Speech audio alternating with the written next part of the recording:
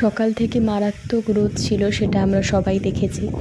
হঠাৎ করে আমি মাঠে এলাম, তো মাঠে আসতেই দেখলাম এরকম ঝোড়ো হাওয়া দিচ্ছে এবং দূরে দেখা যাচ্ছে কিন্তু ভীষণ জোরে বৃষ্টি আসছে। তো রেমাল আসার পূর্বাভাস এটা।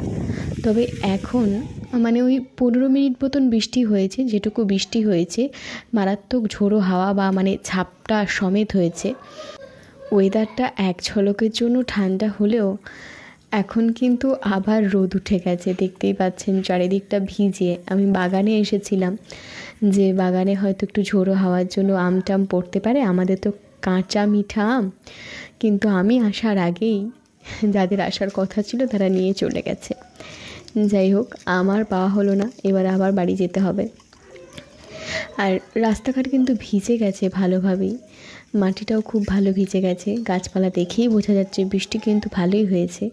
এই যে তিল ক্ষেত চারিদিকে এলোমেলো হয়ে গেছে, কেননা বৃষ্টির সঙ্গে ঝোড়ো হাওয়া দিয়েছে অনেকটাই।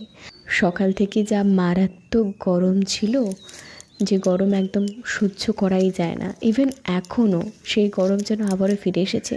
কিছুক্ষণের জন্য স্বস্তি পেয়েছিলাম বলে মনে হয়েছিল। এই যে লতাগুলো দেখছেন, এই লতাগুলো আপনাদের সঙ্গে শেয়ার করলাম। এই লতাগুলো কিন্তু গাছের উপরে হয়ে থাকে, বন গাছের উপর বা বাগানের মধ্যে হয়ে থাকে। এই লতাগুলোর কিন্তু কোনো পাতা নেই। আমি আজ পর্যন্ত এই লতাগুলোর কোনো পাতা খুঁজে পাইনি। লতাগুলো দেখতে একদম কাঁচা হলুদ। আমি এবার বাড়ি যাচ্ছি বাগানের ভিতর দিয়ে। চারিদিকটা অনেক ভিজে, খুব সাবধানে পা ফেলতে হচ্ছে, একটুতেই কিন্তু পা পিছলে যেতে পারে। বাঁশপাতার উপর জল পড়লে সেই জলের ফোঁটাগুলো দেখতে খুব সুন্দর লাগে, সেই কারণে আমি একটু ভিডিও করে নিলাম। আর চলে এলাম আমাদের ভাঙা বাড়িতে শেষমেশ।